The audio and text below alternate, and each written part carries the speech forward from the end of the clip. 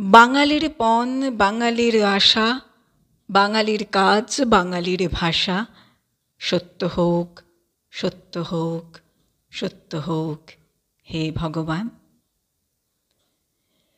Circus আমাদের সবার প্রিয়, কিন্তু বাংলা সার্কাস সেটা বাঙালি যাদের আমরা খালি ওই মাছে ভাতে ভুড়িতে আর পুরীতে জানি, তারা সার্কাসের মতো চনমনে খেলাতে কতটা অ্যাক্টিভলি পার্টিসিপেট করেছেন তা আমরা জানি। বাংলা সার্কাসের বিষয়ে আমার এই অডিও। হিন্দু মেলা, যেখানে নবগোপাল মিত্র, রাজনারায়ণ বসু, দ্বিজেন্দ্রনাথ ঠাকুর ও মনমোহন বসু প্রভৃতি মেলার উৎসাহী ও উদ্যোগী কর্মী ছিলেন। ভারতের দেশাত্মবোধ অনেকটাই এই মেলার প্রভাবে। এই মেলার প্রভাবেই নবগোপাল মিত্রের উৎসাহে এবং চেষ্টায় কলকাতা মহানগরীতে ব্যায়ামশালা প্রতিষ্ঠা এবং ব্যায়াম চর্চার সাড়া পড়ে। নবগোপাল মিত্রের ব্যায়ামশালা গঠনের পরে শ্রীযুক্ত গৌরমোহন মুখোপাধ্যায়ও একটি ব্যায়ামশালা গঠন করেন এবং সেখানে গৌরবাবুর ছাত্রগণের মধ্যে ছিলেন প্রিয়নাথ বসু, যিনি পরবর্তীকালে প্রফেসর বসু নামে প্রসিদ্ধি পেয়েছেন। এবং বাঙালি সার্কাস মানেই প্রফেসর বোসের সার্কাস। কিভাবে এই সার্কাসের শুরু বা কতটা প্রসিদ্ধি লাভ করে এই সার্কাস সে জানবার আগে আমরা জেনে নিই যে ইতিহাসের পাতায় বেশ কিছু সার্কাসের নাম প্রিয়নাথ বোসের সার্কাসের আগেই লিখিত আছে, যেমন নবগোপাল মিত্রের ন্যাশনাল সার্কাস, এবং পরবর্তীকালে নবগোপালবাবুর জামাতা রাজেন্দ্রলাল সিংহ একটি অন্য নতুন সার্কাস প্রতিষ্ঠা করেন, গ্রেট ইন্ডিয়ান সার্কাস। কলকাতার রাজাবাজার অঞ্চলে এটি খোলা হয় এবং চালা বেঁধে সেখানে সার্কাস দেখানো হয়, ঘোড়া শেখানো হয়, ঘোড়া খেলা দেখানো হয়। এবং পরবর্তীকালে রাজা রামমোহন রায়ের পৌত্র হরিমোহন রায় সেই সার্কাস কিনে নেন এবং আমার স্ট্রিটের বাসভবনের পাশেই খেলা দেখাতে থাকেন। তখন এটি হরিমোহন রায়ের দল নামে পরিচিত হয়। শেষে এই সার্কাস বিক্রি হয়ে যায় এবং খ্যাতির শিরোপা নিয়ে শুধু থেকে যায় প্রিয়নাথের প্রফেসর বোসের গ্রেট বেঙ্গল সার্কাস। কলকাতার শিমুলিয়া পল্লীতে তখন একটি জিমন্যাস্টিক ক্লাব থাকে, যেখানে স্বামী বিবেকানন্দও কিছুকাল ব্যায়াম চর্চা করেছিলেন।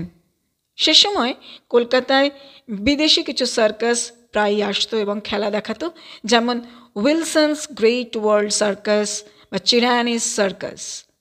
প্রিয়নাথ প্রায়ই এই সার্কাসে গিয়ে অভিনিবেশ সহকারে খেলা দেখতেন এবং খেলা দেখতে দেখতে সংকল্প করতেন, আমাকে এইরূপ একটি বাঙালির দল গঠন করতে হবে। চেষ্টা করলে বাঙালিও কত সাহস ও কৌশলের পরিচয় দিতে পারে তা দেখাতে হবে। বাঙালির ভীরুতার অন্যায় অপবাদ দূর করতে হবে।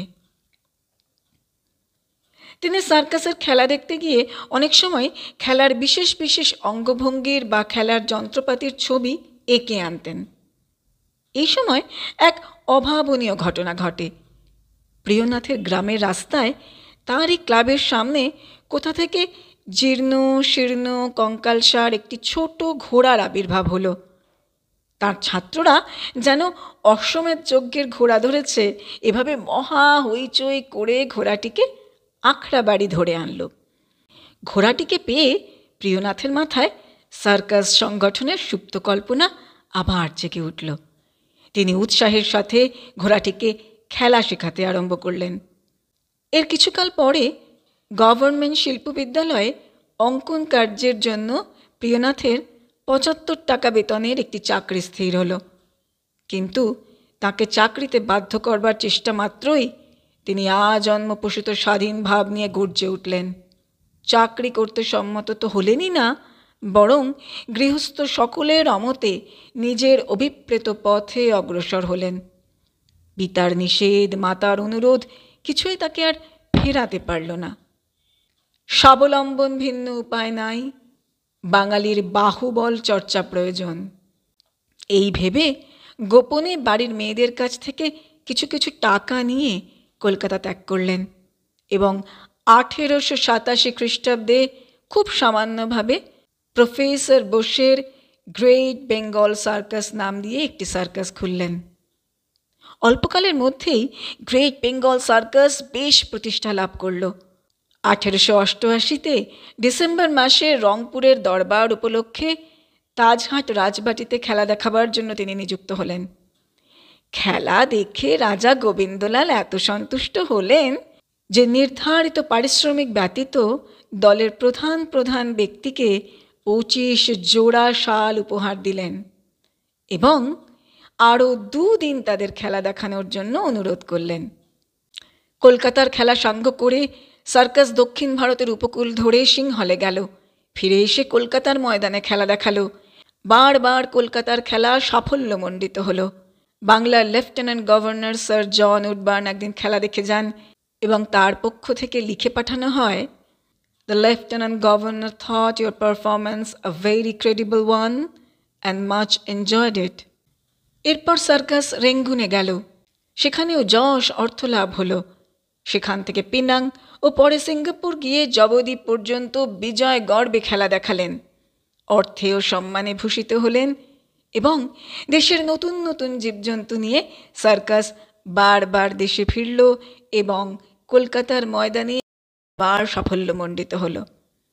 বিখ্যাত ইন্ডিয়ান মিরর পত্র লিখলেন, "Professor Bose has made a promising start, and it is to be fervently hoped that his patriotic efforts at wiping out the unjust stain of physical cowardice cast on Bengali community will be amply appreciated and substantially supported."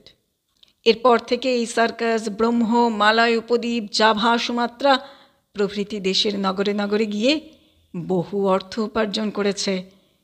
1911-12 খ্রিস্টাব্দ পর্যন্ত প্রায় প্রতি বছরই শীতকালে দেশে ফিরে কলকাতা ময়দানে নিত্য নতুন আশ্চর্য খেলা দেখিয়ে প্রচুর আনন্দ দান করেছে। বাঙালি সার্কাসের ক্রমিক ইতিহাস হিসেবে প্রফেসর বোসের সার্কাস প্রথম না হলেও বাঙালি সার্কাস বলতে প্রথমেই কিন্তু তার সার্কাসই বোঝায়। ঠিক যেমন রামনারায়ণ তর্কালঙ্কারের পূর্বে বাংলা নাটক রচিত হলেও তাকেই বাঙালির আদি নাটককার বলা হয়, অথবা যেমন মোহনবাগানের পূর্বে বাঙালির ফুটবল ক্লাব থাকলেও মোহনবাগানের নামই করতে হয়। শুধু বাংলা সার্কাস কেন, ভারতবর্ষে প্রফেসর বোসের সার্কাসই প্রথম এবং প্রধান উল্লেখযোগ্য সার্কাস। এর আগে ভারতের অন্যান্য প্রদেশে কোনো সার্কাস ছিল কি না তার সঠিক সংবাদ জানা যায় না, তবে প্রফেসর বোসের বাঙালি সার্কাস নিঃসংশয়ে সর্বপ্রধান। এই সময় অনেক দেশপূজ্য নেতা মধ্যেই বোসের সার্কাসে এসেছেন।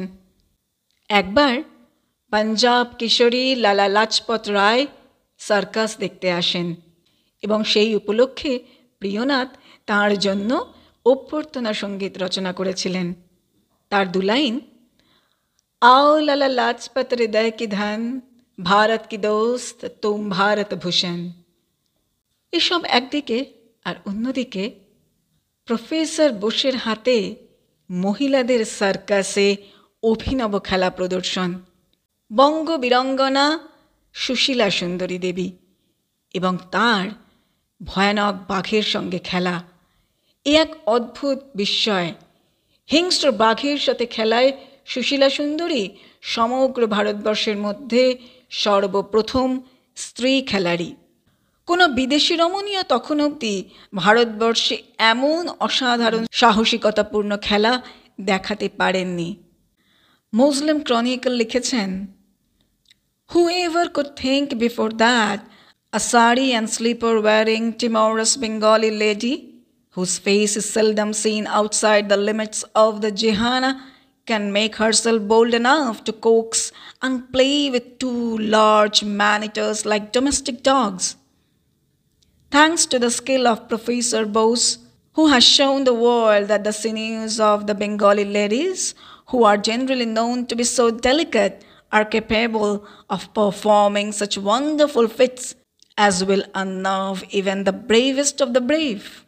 সুশীলার পরেই আসে মৃন্ময়ীর নাম।